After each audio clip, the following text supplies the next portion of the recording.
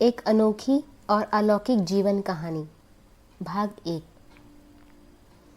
इस पुस्तक में जो जीवन कहानी दी हुई है उसमें एक अद्भुत मनुष्य का बहुत ही अनोखा, महत्वपूर्ण और दिलचस्प जीवन व्रत है। साथ ही साथ उसी मनुष्य के तन में परमपिता परमात्मा के अवतरण अथवा प्रवेश की प्रैक्टिकल और अद्भुत कहानी भी इसमें है। इस विचित्र मानवीय कहानी में ईश्वरीय चरित्रों का भी आंखों देखा हाल लिखा है। हमारे इस कथन पर बहुत से लोगों को आश्चर्य होगा और शायद कुछ एक को इस पर विश्वास नहीं होगा, क्योंकि आज बहुत से लोग परमात्मा के अवतरण में ही आस्था नहीं रखते। परंतु मेरा नम्र निवेदन है, इस जीवन व्रत को पढ़ने के बाद ही वे निर्णय करें।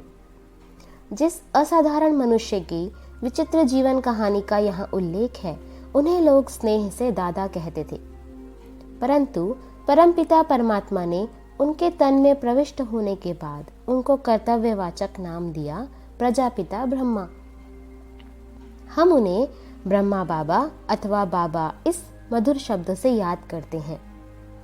परमात्मा त्रिकालदर्शी हैं और सर्वज्ञ हैं, अतः उन्होंने करोड़ों मनुष्य में से उस मनुष्य को चुनकर उसके तन में प्रवेश किया, तो अवश्य ही इसके कई कारण रहे होंगे। परमात्मा ने उस विशिष्ट पुरुष की अनेक जन्मों की कहानी हमें बताई भी है, जिससे स्पष्ट होता है कि वह सचमुच एक अद्भुत व्यक्ति थे। परंतु 84 जन्मों की कहानी को छोड़ यदि हम दादा अथवा ब्रह्मा बाबा के वर्तमान जीवन पर भी ध्यान दें, तो इस लौकिक बुद्धि को और इन चरम चक्षुओं को भी उसमें ऐसी योग्यताएं अथवा विशेषताएं दिखाई देती थीं, जिनके कारण परमात्मा ने उनके तन में प्रवेश किया। प्रभावशाली व्यक्तित्व। दादा के शरीर की बनावट को और स्वभाव को देखने से भी ऐसा मालूम होता जैसे कि साधारण मनुष्य तन में श्री नारायण स्वयं साकार हुए हैं। संसार में ऐसे तो कई लोग होते हैं जिनके सर्व अंग सुंदर हों और स्वस्थ भी हों, परंतु उनकी सुंदरता का दूसरों पर दिव्य प्रभाव पड़े, ऐसा कोई विरला ही नर हो सकता है। सूरत और सीरत, चित्र और चरित्र दोनों का सुंदर होना यह किसी देवतुल्य मानव के ही भाग्य में होता है। दादा को दोनों प्रकार का सौंदर्य प्राप्त था। उनके व्यक्तित्व के बारे में लोगों का यह अनुभव दादा को ईश्वरीय ज्ञान होने से पहले भी होता था। उनका व्यक्तित्व ऐसा चुंबकीय था कि जो कोई भी उनके संपर्क में आता वह स्नेह और आकर्षण का अनुभव करता। उनका गौर वर्ण था और एक विशेष प्रकार का सुंदर चेहरा था। उनका कद ठीक ऊंचा था, शरीर संतुलित था, मुखमंडल दिव्य कांति से दैदीप्यमान था।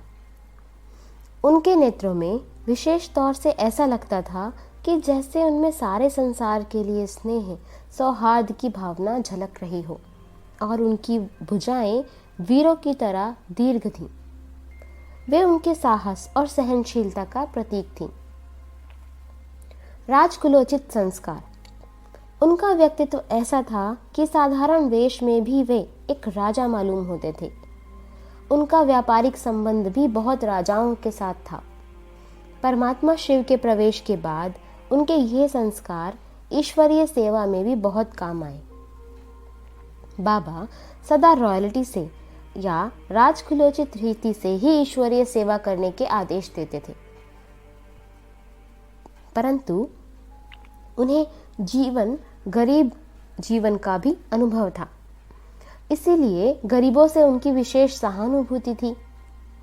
वे कहा करते थे कि परमात्मा गरीब निवास है, अतः परमात्मा ने उन्हें ही इस कार्य के लिए निमित्त बनाया, क्योंकि उन्हें गरीब जीवन से लेकर राजाई जीवन तक का अनुभव था, और वे इसीलिए सभी प्रकार के लोगों को ज्ञान से लाभान्वित करने की युक्ति जानते थे। पुनश्च परमात्मा भी तो राजयोग सिखाकर राजाओं का राजा बनाने के लिए अवतरित होते हैं, अतः राजकुलोचित संस्कारों वाला व्यक्ति ही उनका माध्यम हो सकता था। दादा को धन की, वैभवों की, सत्ता की जरा भी भूख न थी। वह बिल्कुल तृप्त थे, इसीलिए वे दूसरों के संस्कारों को भी ऐसा बनाने में काम आए। वे सभी वत्सों को शिक्षा देते, बच्चे मांगने से मरना भला, कभी भी किसी से दान या चंदा चीरा ना मांगना, क्योंकि आप दाता के बच्चे हो और राजाओं का राजा बनने वाले हैं। दादा सच्चे राजाओं जैसा ही शिष्टाचार, आतिथ्य, उदारता, स्वच्छता आदि गुणों को धारण करने की शिक्षा देते थे। वे उदारचित इतने थे कि यदि कोई सखावत करना चाहे उनसे सीखे। वे एक एक आत्मा के कल्याण के लिए काफी धन का व्यय करने को तैयार रहते। सभी के प्रति कल्याण की भावना। दादा में दूसरी विशेषता यह थी कि उनके मन में सदा सभी के कल्याण की भावना बनी रहती थी। उनमें धर्म, जाति, देश, भाषा आदि के आधार पर भेदभाव न था। उनके मन में कभी किसी के प्रति वैर या विरोध की भावना का आविर्भाव नहीं हुआ।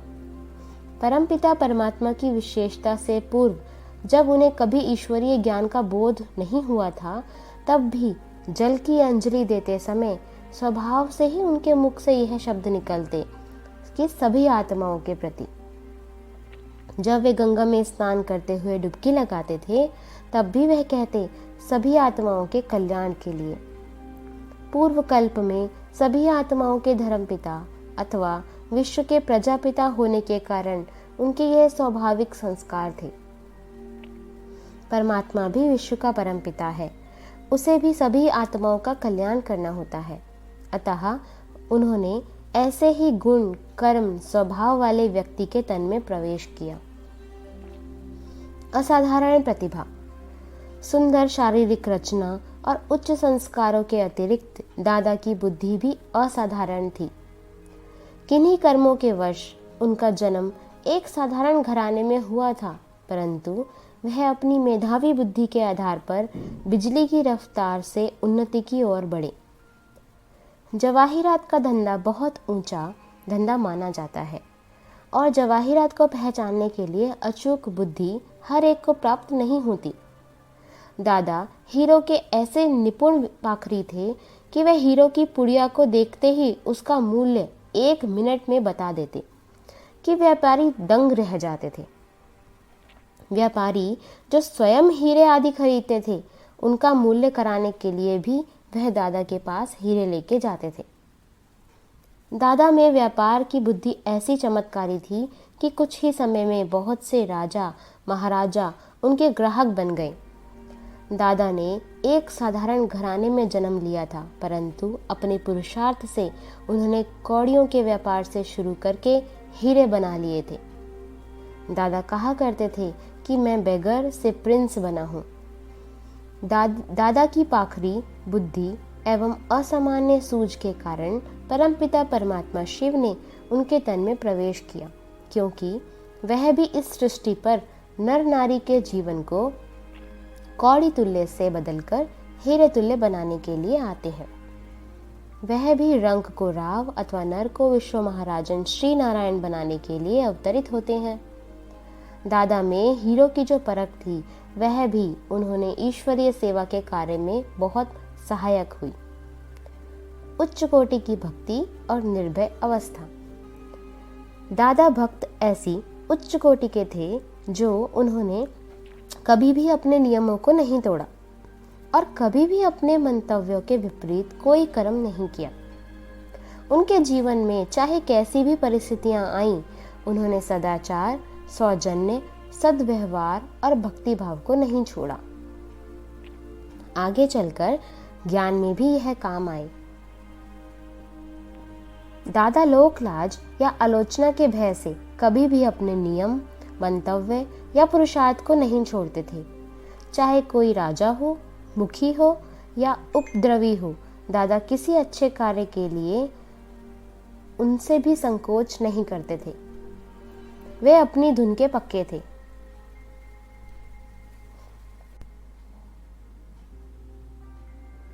मन की सच्चाई। दादा के संस्कार ऐसे शुद्ध थे कि सभी उन पर विश्वास करते थे। उनकी ईमानदारी पर कभी किसी को संदेह नहीं था। जो लोग भी उनसे सौदा या लेन देन करते थे, उन्हें यह निश्चय होता था कि वे सच्चा सौदा करके जा रहे हैं। वह बहुत ही ईमानदार और मन के सच्चे थे, अतः उनके सच्चे होने के कारण ही सच्चे पर साहिब राजी हुए, अर्थात सत्य स्वरूप परमात्मा ने उनके तन में प्रवेश किया। कहाँ तक गिनाएं, दादम में इतने गुण थे कि वर्णन करना कठिन है। इस जीवन कहानी को पढ़ने से हमारे जीवन में भी अनेक दिव्य गुणों की धारणा होती है तथा जीवन पवित्र होता है। इसीलिए इसका नाम जीवन को पलटाने वाली एक अद्भुत जीवन कहानी रखा गया है। यह अद्भुत कहानी हर 5000 वर्ष के बाद पुनरावृत्त होती है। आज तक संसार में अनेक विशिष्ट व्यक्तियों की जीवन कहानियां लिखी गई हैं, परंतु इस लेखमाला में एक ऐसे अनोखे मानव का जीवन वृत्तांत दिया गया है जिसके जीवन में एक अनुपम और अद्भुत परिवर्तन आया और जिसने अपने जीवन को संपूर्ण रीति से प्रभु के अर्पण करके प्रभु से सर्वस्व पा लिया। इसमें एक ऐसी निराली आत्मा के जीवन का उल्लेख है जिस आत्मा ने संसार में एक ऐसा कार्य किया जो अन्य कोई भी मानव नहीं कर सका। यह जीवन कहानी क्या है? यह नर से श्री नारायण अथवा मनुष्य से फरिश्ता बनने का एक मनोहर वृत्तांत है जिसे हमने वर्तमान जीवन में अपनी आंखों से देखा है। इस जीवन कहानी के साथ संसार के इतिहास के बहुत ही महत्वपूर्ण वृत्तांत जुड़े हुए हैं और इसके एक भाग के साथ स्वयं दुखहर्ता सुखकर्ता परमपिता परमात्मा के भी दिव्य चरित्र संबद्ध है। इसमें वर्णित वृत्तांतों ने संसार को एक नया दिशा निर्देश दिया है और अनेक नर नारियों के जीवन को महान बनाया है। अतः स्वाभाविक है कि इस जीवन कहानी को पढ़ने से मनुष्य के जीवन को एक नया मोड़ मिलता है और सच्ची शांति तथा अपार आनंद की अनुभूति की चाबी उसके हाथ लग जाती है। बात लगभग 60 वर्ष पहले की है। तब सिंध में हिंदू समाज की धार्मिक दशा बहुत ही बिगड़ चुकी थी। कई शताब्दियों से मुसलमानी, क्रिस्तानी तथा पाश्चात्य सभ्यता का प्रभाव पड़ने के कारण हिंदू लोगों का खान पान तमो प्रधान अथवा भ्रष्ट हो चुका था। शराब और मांसाहार का आम रिवाज था। लोग भक्ति करते थे, परंतु वे जितना पूजा पाठ करते थे उतना ही उनमें धन के लिए लोभ, व्यापार में छल कपट, व्यवहार में क्रोध, घर में मोह तथा मन में वासना भी भरी हुई थी। निरर्थक और खर्चीली रस्में और थोथे रिवाज समाज को घुन की तरह खाए चले जा रहे थे। पुजारी, पंडित और उपदेशक लोगों से धन बटोरते थे, परंतु वह उनके घर गृहस्थ को पवित्र, सदाचार युक्त एवं शांति संपन्न बनाने वाला वास्तविक ज्ञान नहीं देते थे, क्योंकि वे केवल कर्मकांडी और शास्त्र पाठी ही बन गए थे। यद्यपि लोगों के पास धन था, तथापि उनका घरेलू जीवन मनोविकारों और अशांति के कारण तथा सात्विकता के अभाव के कारण नरक में बन गया था। माताओं की दशा विशेष तौर पर चिंताजनक थी।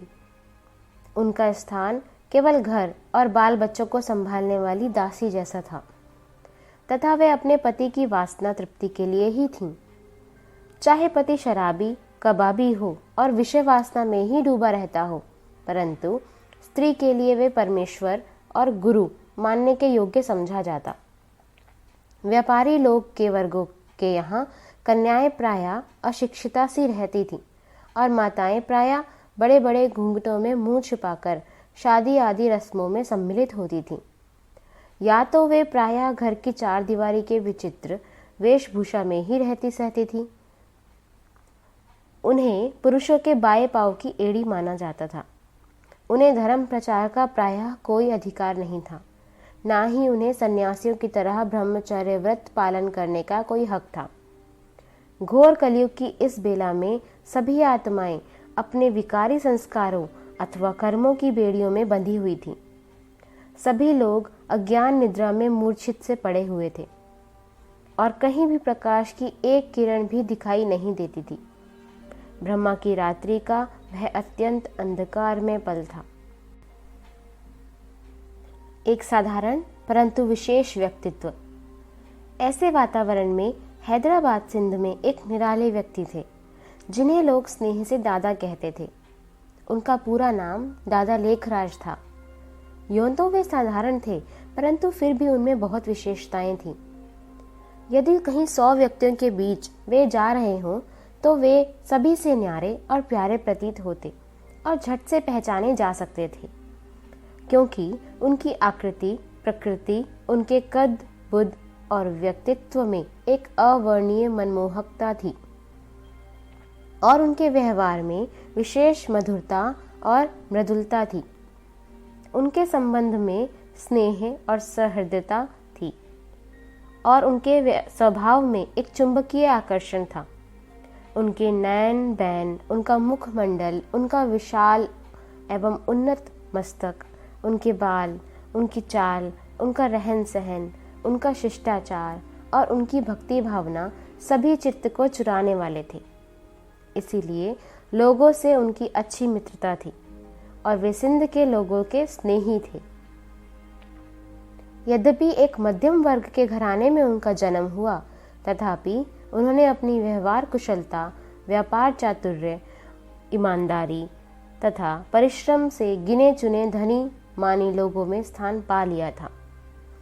ऐसा व्यक्ति संसार में कोई विरला ही होता है जिससे अपने कुटुंब परिवार के लोगों, अड़ोसी पड़ोसी, मित्र तथा व्यापार के कारण संपर्क में आने वाले लोग सभी संतुष्ट हों।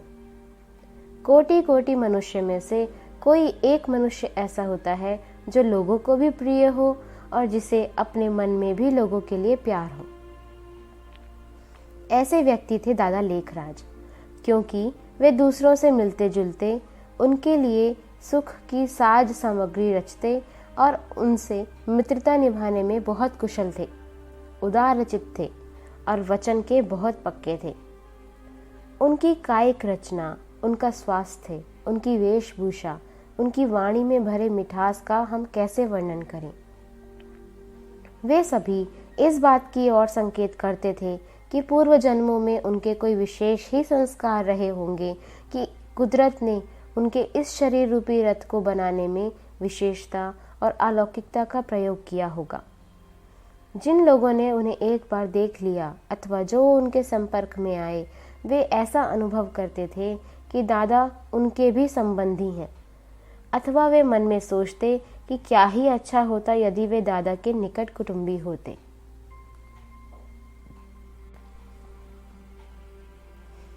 लौकिक जीवन का प्रारंभ।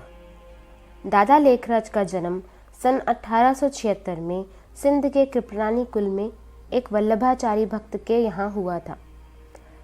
उनके लौकिक पिता एक स्कूल में प्रधानाध्यापक थे, परंतु दादा अपनी चमत्कारी बुद्धि और अथक पुरुषार्थ द्वारा गेहूं के एक छोटे व्यापारी से उठकर एक प्रसिद्ध जौहरी बन गए थे। उन्हें हीरे जवाहरों की अचूक परख थी।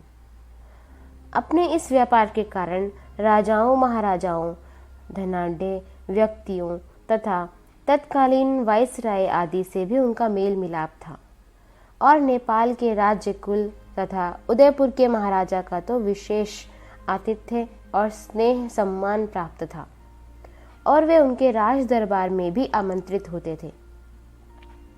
इस विषय में ब्रह्मा कुमारी बृजेंद्रा जी, जो लौकिक नाते से दादा की बहू थीं और जिनका लौकिक नाम राधिका था और जो प्रजापिता ब्रह्मा कुमारी ईश्वरीय विश्वविद्यालय महाराष्ट्र जोन की इंचार्ज थीं, लिखती हैं, उनके संपर्क में आने वाले राजाओं का उनमें इतना विश्वास था कि उन्होंने दादा को खुली छुट्टी दे रखी थी कि वे कभी भी राजमहल में सीधे अंदर आ सकते थे।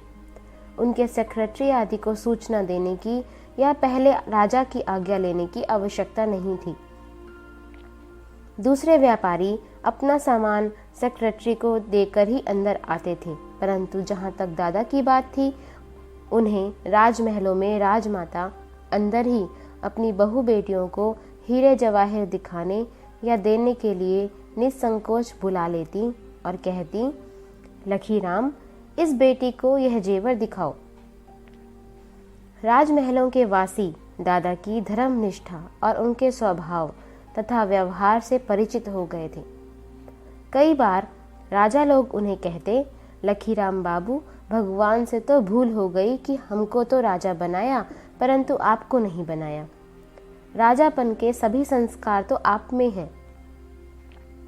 परंतु वास्तव में भगवान ने भूल नहीं की थी, क्योंकि वे राजे तो एक ताज वाले राजा थे, जबकि भगवान ने दादा को 2 ताज, प्रभामंडल तथा स्वर्ण मुकुट वाला देवी राजा बनाने का पुरुषार्थ कराया।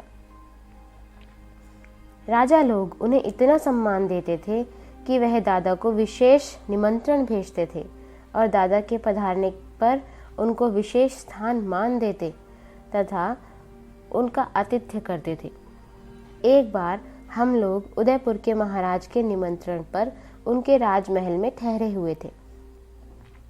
राजा का दरबार लगने वाला था। दादा सामने गैलरी में बैठे हुए थे।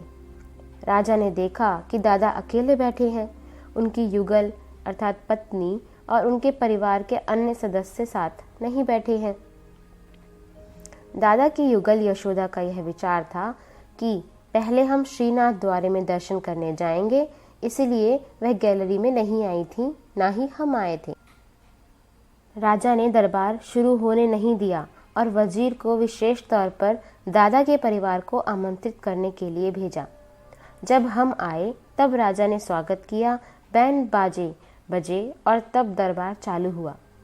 तब राजा ने वजीर को प्रोग्राम दिया कि इनको श्रीनाथ द्वारे ले जाने की व्यवस्था हो। रास्ते में हमें ड्राइवर ने बताया कि राजा ने आपकी खास मेहमान नवाजी की है, वरना इस प्रकार दरबार कभी नहीं रुका।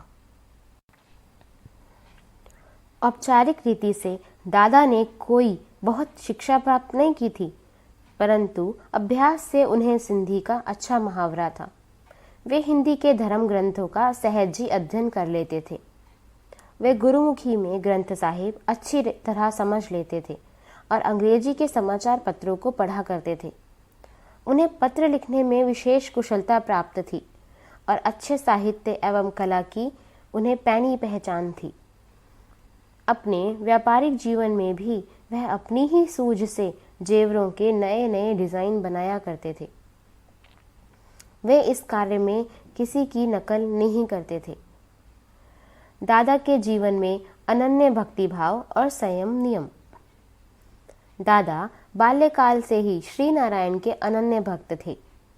श्री नारायण की स्मृति उन्हें इतनी प्रिय थी कि वह अपने पूजा पाठ के कक्ष के अतिरिक्त श्री नारायण का चित्र अपने शयनगार और अपने सिरहाने के नीचे भी रखते थे। उनकी तिजोरी और जेब में भी श्री नारायण का चित्र रहता था, ताकि दिन भर जिधर भी देखें या जहां भी उनका हाथ पड़े वहां ही श्री नारायण उनके सामने आ जाएं। बाजार में श्री नारायण के जो छपे हुए चित्र प्रायः मिलते थे, उनमें श्री नारायण को लेटे हुए और श्री लक्ष्मी को उनके चरणों की दासी के तौर पर पांव दबाते हुए चित्रित किया हुआ होता था। दादा को यह चित्र पसंद न थे, क्योंकि वे इस चित्र को ऐसे समाज का प्रतीक मानते जिनमें स्त्री को गौण दासी जैसा अथवा तिरस्कार युक्त स्थान दिया जाता हो। दादा स्त्री के स्थान को पुरुषों के स्थान से गौण नहीं मानते थे। इसीलिए वे चित्रकार से ऐसा चित्र बनवा लेते थे जिसमें कि लक्ष्मी का दासी भाव अंकित न हो। दादा का भक्ति भाव इतना परिपक्व था कि व्यापार या घर की कैसी भी परिस्थिति हो, वे एक दिन भी भक्ति और पाठ के नित्य नियम से नहीं चूकते थे। चाहे वे रेल यात्रा कर रहे हों तो भी वे श्रीमद् भगवद गीता का पाठ अवश्य करते थे, क्योंकि गीता में उनकी अनन्य श्रद्धा थी। दादा की श्रद्धा भक्ति के बारे में ब्रह्मा कुमारी बृजेंद्रा जी लिखती हैं कि जिन राजा महाराजाओं और धनाढ्य व्यक्तियों के साथ दादा का हीरे जवाहरात का व्यापार था, वे कई बार उनके यहाँ अतिथि बनकर आते और उनकी गाड़ी के पहुँचने का समय कई बार वही होता था, परंतु फिर भी दादा भक्ति और पाठ को नहीं छोड़ते थे। दादा का खान पान और रहन सहन सात्विक जैसा था। जब कभी वे मित्रों को भोज या पार्टी देते तो उसमें सिगरेट, शराब आदि की गंध भी नहीं होती थी। दादा द्वारा दिए गए भोज में सम्मिलित होने वाले राजा तथा रईस लोग कई बार सिगरेट, शराब आदि को न पाकर विनोदपूर्ण लहजे में कहते, दादा पार्टी फीकी रही। परंतु दादा मुस्कुराते हुए उत्तर देते, आपके लिए हम अपना धर्म थोड़े ही भ्रष्ट करेंगे। आप तो हमें कागज के नोट देते हैं, परंतु हम तो उनके बदले में आपको हीरे देते हैं। ये सुनकर वे लोग हंस पड़ते। दादा को अमरनाथ, हरिद्वार, प्रयाग, वृंदावन, काशी आदि की यात्रा में विशेष रुचि थी और साधु सन्यासियों को अपने यहाँ ठहराने में उन्हें बहुत खुशी होती थी। अपने लौकिक गुरु में उनकी बहुत श्रद्धा थी और उनके स्वागत, सत्संग तथा आतिथ्य पर वे हजारों रुपया खर्च कर देते थे। वे गुरु की आज्ञा को कितना महत्व देते थे, इस विषय में ब्रह्मा कुमारी ब्रिजेंद्रा जी की निम्नलिखित पंक्तियां पढ़ने योग्य हैं। गुरु के प्रति अत्यंत श्रद्धा। उन दिनों दादा की अपनी गुरु में भावना बहुत थी। एक बार गुरु अपनी बहुत बड़ी शिष्य मंडली के लेकर उनके यहाँ आया। दादा ने बहुत ही आदर से उनका स्वागत किया। उनमें गुरु भक्ति इतनी थी कि उन्होंने गुलाब जल की बोतलों की कई पेटियां मंगवाईं। प्रातः और सायं दोनों काल गुरु के शौच गृह में जाने से पहले वहां खूब गुलाब जल छिड़का। दादा अपने हाथ से ही वहां एक बोतल गुलाब जल छिड़क आते और अगरबत्ती भी जगा आते। उन्हें गुरु के आराम का भी बहुत ध्यान रहता। कहीं आवारा कुत्तों की आवाज गुरु के आराम या एकांत में खलल ना डाले। विशेषकर इस ख्याल से वे एक पहरेदार रखते। आम का मौसम ना होने के कारण बाजार में 4 रुपए का एक आम मिलता, तो भी वह गुरु के लिए आम ले आते। वे गुरु की हर आज्ञा को हर हालत में शिरोधार्य मानते थे। एक बार की बात है, दादा के पोते का नामकरण संस्कार होना था तथा सायंकाल सब बड़े बड़े व्यक्तियों का भोज था। अचानक ही गुरु का तार आया कि तुरंत आओ। दादा ने यशोदा जी, दादा की लौकिक पत्नी को कहा कि तुरंत कपड़े निकालो और ड्राइवर को बुलाओ, क्योंकि मुझे जाना है। जसोदा जी बोली, इस अवसर पर कैसे जा सकोगे? दादा बोले, सुनो, गुरु का बुलावा गोया काल का बुलावा है। काल आए तो क्या हम उसे ऐसा कहकर रोक सकते हैं कि आज हमारे पोते का नामकरण है? दादा इतना कहकर अंदर चले गए। अब हम क्या करते? उसी समय सभी मित्रों को फोन करके बताया कि दादा को किसी कारण से बाहर जाना पड़ गया है। दादा को गुरु ने इसलिए बुलाया था कि 10,000 रुपये चाहिए थे, क्योंकि उसके किसी शिष्य को सट्टे में घाटा पड़ गया था। दानवीर दादा। दादा स्वभाव से ही दानी थे। उनके एक चाचा, जो कि मूलचंद आजवाला हाथी दांत के व्यापारी के नाम से प्रसिद्ध थे, एक निष्काम दानी के तौर पर विख्यात थे।